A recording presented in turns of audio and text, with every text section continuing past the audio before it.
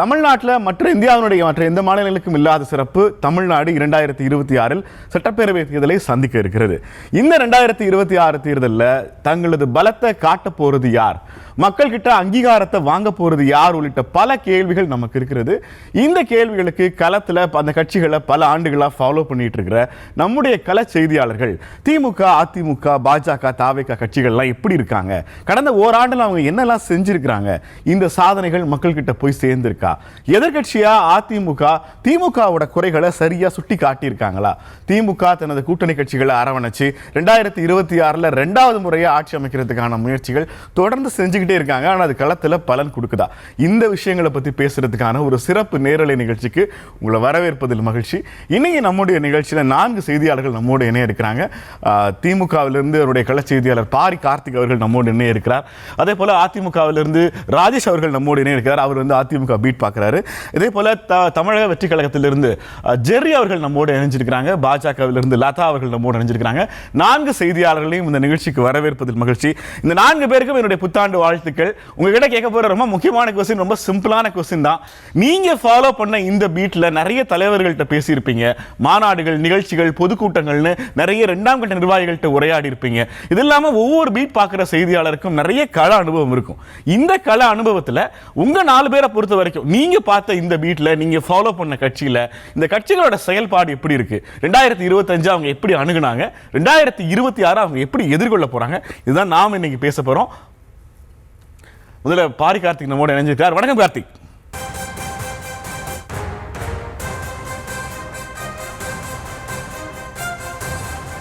Okay,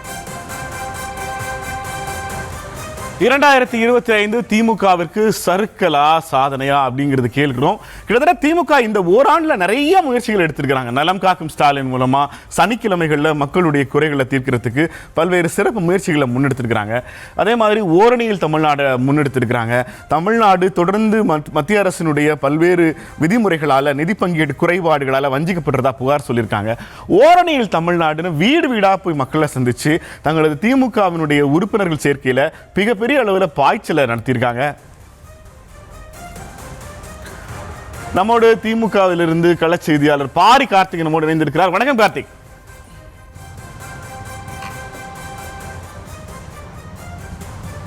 வணக்கம் Nelson. Karthik, புத்தாண்டு வாழ்த்துக்கள். 2025 திமுக அப்படி திரும்பி பார்த்தா ஒரு வருஷத்துல என்னெல்லாம் செஞ்சிருக்காங்க? நெல்சன், அந்த ஒரு வருடம் முழுமையாவே திமுக வந்து வருகின்ற 2026 சட்டமன்ற தேர்தலுக்கான பணிகளை முடக்கி விட்டுருக்காங்க. அடிப்படையில் ஒரு கட்சியோ டெக்னிக்கல் ஒர்க்குங்கிறது ரொம்ப முக்கியமான விஷயம். அதாவது திமுக அதை ரொம்ப ஷார்ப்பாக பண்ணுவாங்க. ஒரு களத்தில் இறங்கி பிரச்சாரத்துக்கு போகிறதுக்கு முன்னாடி அந்த முன்கூட்டியே வேலைகள் வந்து திமுக ரொம்ப பெரிய அளவில் பண்ணியிருக்காங்க. குறிப்பாக இந்த வாக்குச்சாவடி முகவர்களை உருவாக்குறதுலையும், வாக்குச்சாவடிக்கான பொறுப்பாளர்களை நியமிக்கிறதும், அந்த வாக்குச்சாவடிக்கு உட்பட்ட ஒவ்வொரு பூத் லெவல் கமிட்டின்னு ஒன்று உருவாக்கி, ஏற்கனவே வந்து BLO இருப்பாங்க, BL2 இருப்பாங்க. ஆனால் திமுக வந்து BLCன்னு ஒன்று உருவாக்குறாங்க கட்சி சார்பில். அந்த BLC என்னன்னா பூத் லெவல் கமிட்டி அப்படின்னு ஒன்று உருவாக்கி 100 பேருக்கு ஒரு பொறுப்பாளர் அங்கிற அடிப்படையில் அந்த BLCயை உருவாக்குறாங்க.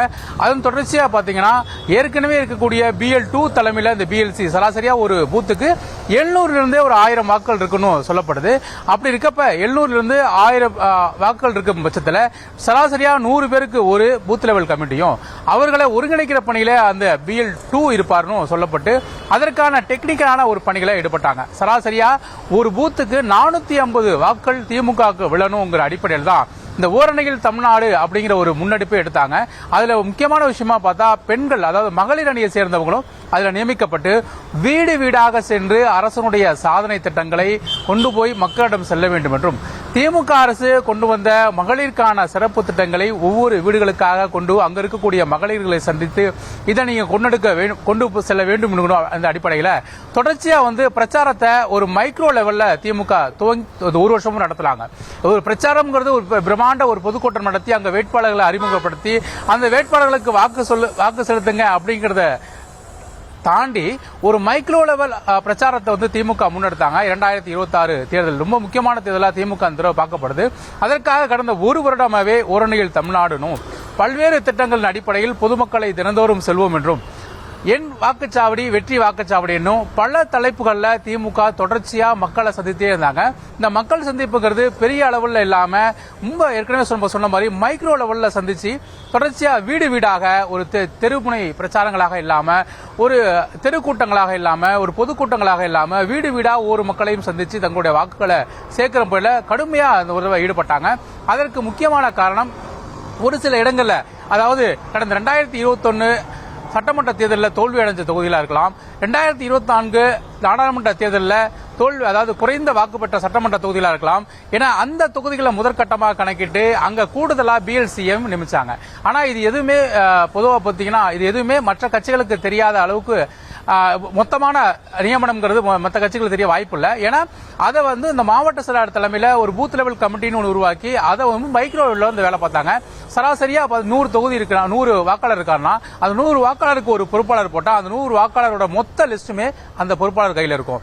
அவர் என்ன பண்றாரு, வாரத்துக்கு ஒரு தடவை அவர்களை நேரலா சந்திச்சு பல விஷயங்கள், அதாவது வாக்கு கேட்கறது மட்டும் இல்ல நெல்சன், அவங்களுக்கு தேவையான விஷயங்கள் நிறைய பட்டா விஷயமா இருக்கட்டும், அதே போல சான்றிதழ்கள் வழங்க வருவாய்த்துறை மூலமா சான்றிதழ் வழங்குற விஷயம், இந்த மாதிரி விஷயங்களை தொடர்ச்சியா அவங்களுக்காக பண்ணி கொடுக்க ரொம்ப ஈஸியா இருக்கும். எனவே அதன் மூலமா நீங்க இந்த பணியை முன்னெடுக்கணும்னு சொல்லிட்டு முதலமைச்சரோட அறிவுறுத்தல் அடிப்படையில் அதற்கான பணியை அவங்க கடந்த ஒரு வருடமாவே ரொம்ப வேகமா ஈடுபட்டு வராங்க. சார் பாரி, நீங்க இந்த விஷயங்கள் எல்லாம் முன்னெடுத்ததில் பார்க்கிற போது 2025ங்கிறது ஏறக்குறைய திமுகவுக்கு எலெக்ஷனுக்கு ப்ரிப்பேர் ஆகிற இயராகவே மாறிடுச்சு. இந்த பொதுவாக பள்ளிக்கூடங்களில் +2 எக்ஸாம் நல்லா பண்ணணுங்கிறதுக்காக +1 எக்ஸாமுக்கு விட்டுட்டு அந்த ஒரு வருஷமும் சேர்த்து +2 படிப்பாங்கல்ல, அது மாதிரி இந்த ஓராண்டு முழுக்க முழுக்க தேர்தலுக்காக தயாராக இருக்குங்கிறத நீங்கள் சொல்கிறத புரிஞ்சுக்கிறேன். திமுக மீது 2025 விழுந்த முறைகேடுகள் அல்லது பிரச்சனைகள், சவால்கள் பற்றி பேசுகிற போது அமைச்சர்களுடைய சர்ச்சைக்குரிய பேச்சுக்கள், ஓசி பஸ்ஸில் வர்றீங்கிறத ஆரம்பித்து சைவ வைணவ பிரச்சனைகளில் தலையிட்டு அமைச்சர் பதவியை இழந்த பொன்முடி வரைக்கும் தொடர்ந்து செந்தில் பாலாஜி அமலாக்கத்துறையோட வளையத்துக்குள்ள இருக்கிறது, KN நேரு மீதான நகராட்சி நிர்வாகத்துறை மீதான ஊழல் புகார்னு தொடர்ச்சியா அடுத்த 2 மாதங்களுக்கு யூனியன் கவர்மெண்ட் தாக்குதல் நடத்த போற இந்த ஏஜென்சி வெளியான புகார்களை எப்படி சமாளிக்க போகிறாங்க? உட்கட்சிக்குள்ள எந்த பூசலும் இல்லாத மாதிரியான ஒரு தோற்றம் இருக்கே, அது உண்மைதானா?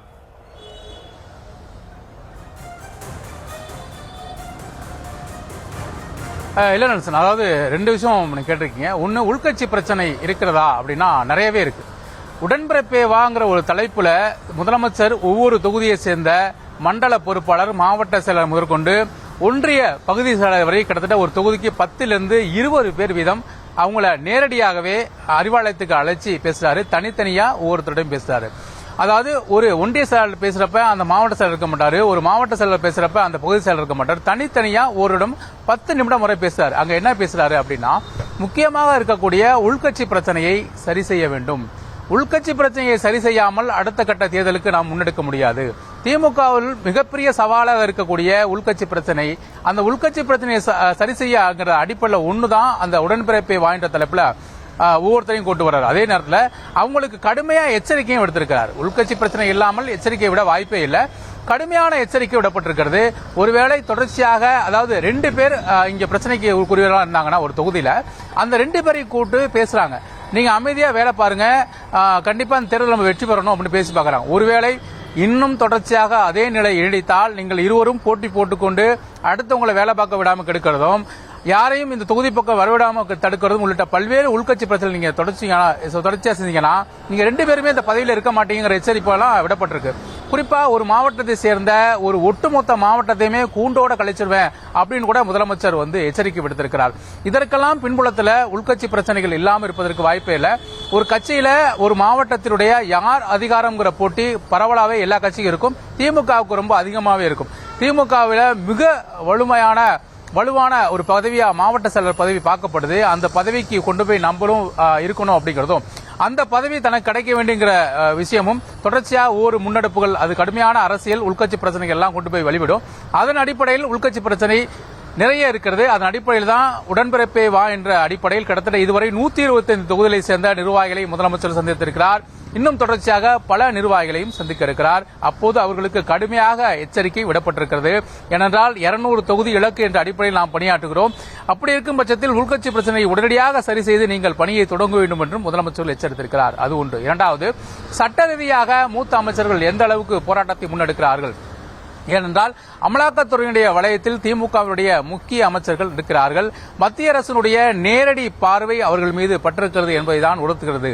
இதை திமுக தொடர்ச்சியாக பாஜக அரசு தங்கள் மீது பழிவாங்கும் ஒரு நடவடிக்கையில் இத்தகைய சூழலை அவர்கள் ஏற்படுத்தியிருக்கிறார்கள். முழுக்க முழுக்க இது ஒரு பழிவாங்கும் நடவடிக்கை என்றும் தங்கள் மீது எந்த ஒரு தவறும் இல்லை என்றும் மூத்த அமைச்சர்கள் உள்ளிட்ட இந்த அமலாக்கத்துறையால் சுற்றி வளைக்கப்பட்ட அமைச்சர்கள் கூறி வரும் நிலையில் இதை சட்ட ரீதியாக நாங்கள் எதிர்கொள்வோம், சட்ட ரீதியாக எதிர்கொள்வோம் என்று தொடர்ச்சியாக திமுகவினர் கூறி வருகிறார்கள். எனவே இன்னும் 2 மாதம் காலத்திற்கு கூடுதலாக மத்திய அரசினுடைய தாக்குதல் இருக்கும் என்று திமுகவை நம்புகிறது. இதை முதலமைச்சர் அவர்களே சொல்லியிருக்கிறார். ஏனென்றால் வருகின்ற இந்த காலங்களில், தேர்தல் காலங்களில் கூடுதலாக பல அழுத்தங்களை நாம் சந்திக்க வேண்டிய ஒரு சூழல் ஏற்படும். அதை நாம் சட்ட ரீதியாக எதிர்கொள்வோம் என்றும் திமுக தலைமையே கூறியிருக்கும் நிலையில், எனவே இந்த அழுத்தங்கள் கூடுதலாக இருக்கும் என்று எதிர்பார்க்கப்படுகிறது. இன்னும் ஒரு சில அமைச்சர்கள் கூட பாஜக உடைய மத்திய அரசால் தொடர்ச்சியாக சுற்றி வளைக்கப்படுவார்கள் என்றும் சொல்லப்படுகிறது. எனவே அதை திமுக சட்ட ரீதியாக மட்டுமே எதிர்கொள்ளவும் தயாரிக்கிறது. தொடர்ச்சியாக அந்த விஷயங்களை மக்கள் மன்றத்திலும் அவங்க வைத்துக் கொண்டிருக்கிறார்கள். பாஜக அரசு தொடர்ச்சியாக எங்கள் மீது எந்த அளவுக்கு இதுபோன்ற பழி நடவடிக்கையில் ஈடுபடுவதாக அவர்கள் மக்கள் மன்றத்திலும் வைத்துக் கொண்டிருக்கிறார்கள். எனவே திமுக கடுமையாக சட்ட போராட்டத்தை நடத்துவதற்கான ஆயத்த பணிகளையும் தற்போதே மேற்கொண்டிருக்கிறார்கள். நெல்சன், பாரி, நாம பேச வேண்டிய ரொம்ப மிக முக்கியமான ஒன்று, திமுகவுக்குள்ள நடந்துகிட்டு இருக்கிற உட்கட்சி மாறுதல்கள்ல ஒரு வெர்டிக்கல் ஸ்பிளிட்டுக்கான ஸ்கோப்பை இளைஞர் நிர்வாகிகள் நியமனம் தொடர்ந்து வந்துகிட்டு இருக்கு. இந்த தேர்தலில் உதயநிதி ஸ்டாலின் அவர்கள் பக்கம் அரசை மெதுமெதுவாக ஒப்படைப்பதற்கான ஏற்பாடுகள் நடந்துகிட்டு இருக்கு. ஸோ அதற்கு தகுந்த வகையில் கூட்டணியில் திமுக போட்டியிடுகிற வேட்பாளர்கள் பட்டியலில் இளைஞரணிக்கான போர்ஷன் ரொம்ப அதிகமாக இருக்கும். மெஜாரிட்டி ஷேர் வந்து இளைஞரணி கேட்குறாங்கங்கிற ஒரு குற்றச்சாட்டு இருக்கு, ஒரு சலசலசப்பு இருக்கு. இந்த முறை தேர்தலில் எத்தனை சீனியர்களுக்கு வாய்ப்பு மறுக்கப்படலாம், அல்லது உதயநிதிக்கான வாய்ப்பை உருவாக்குறதுக்காக இந்த புதியவர்களுக்கு, இளைஞர்களுக்கு வாய்ப்புங்கிற கோஷம் கிட்டத்தட்ட நம்ம பேசும்போது தெரிகிறது. ஒவ்வொரு தொகுதியிலையுமே இருக்கிற எம்எல்ஏ, வாய்ப்பு இருக்கிற சீனியர், வாய்ப்புள்ள ஜூனியர் அல்லது இளைஞரணியிலிருந்து ஒருத்தருங்கிற ஒரு கால் போட்டுக்கிட்டே இருக்கிறாங்க. இந்த காம்பினேஷனை எப்படி ஒர்க் அவுட் பண்ண போறாங்க டிஎம்கே?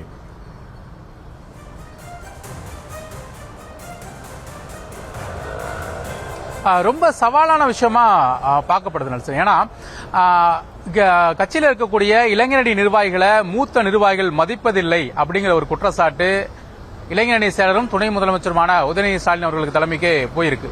ஏன்னா நிறைய சீனியர்கள் இளைஞரணிய நிர்வாகிகளை, அதாவது ஒவ்வொரு மாநில நிர்வாகிகளையும் அதே போல மாவட்ட அமைப்பாளர்களையும் மதிக்கிறது இல்லை அப்படிங்கிற ஒரு தாக்கம் இருக்கு. அது எப்படின்னா, முக்கியமான நிகழ்ச்சிகள் கூட அவங்களை கூப்பிடுறது இல்லை, அவங்கள வந்து கன்சல்ட் பண்றதில்ல அப்படிங்கிற ஒரு குற்றச்சாட்டு இருக்கு. இது ஏன் அப்படின்னா, ஒவ்வொரு மாவட்ட செயலாளர்களும் தங்களுடைய வாரிசுகளுக்கு எதிராக இந்த இளைஞரணி நிர்வாகிகள் போட்டியாக வந்து விடுவார்களோ என்ற ஒரு முக்கியமான ஒரு பயம். அதே போல இளைஞர்களுக்கு, அதே போல இதையெல்லாம் கடந்து இளைஞரணிக்கு முக்கியத்துவம் கொடுக்க வேண்டிய தேவை திமுகவுக்கு தற்போது இருக்கிறது. ஏனென்றால் தற்போதே 70 வயதுக்கும் மேற்பட்ட, கிட்டத்தட்ட 50க்கும் மேற்பட்ட நபர்கள் திமுகவில் சட்டமன்ற உறுப்பினராக இருக்கிறார்கள். அவர்களெல்லாம் அடுத்த 5 ஆண்டுகளுக்கு, அதாவது இப்போ உங்களுக்கு விஷயம் நல்லா தெரியும், நடிகர் விஜயனுடைய அரசியல் வருகைக்கு பிறகு இளைஞர்களை எல்லாம் விஜய் பின்னாடி இருக்கிறாங்க அப்படிங்கிற ஒரு பார்வை இருக்கிறது. எனவே அதை மாற்ற வேண்டிய தேவை திமுகவுக்கு இருக்கிறது. அந்த அடிப்படையில் அவர்கள் இளைஞரணிக்கு கூடுதலாக வாய்ப்பு கொடுக்க வேண்டிய அவசியத்தில் தற்போது இருக்கிறார்கள்.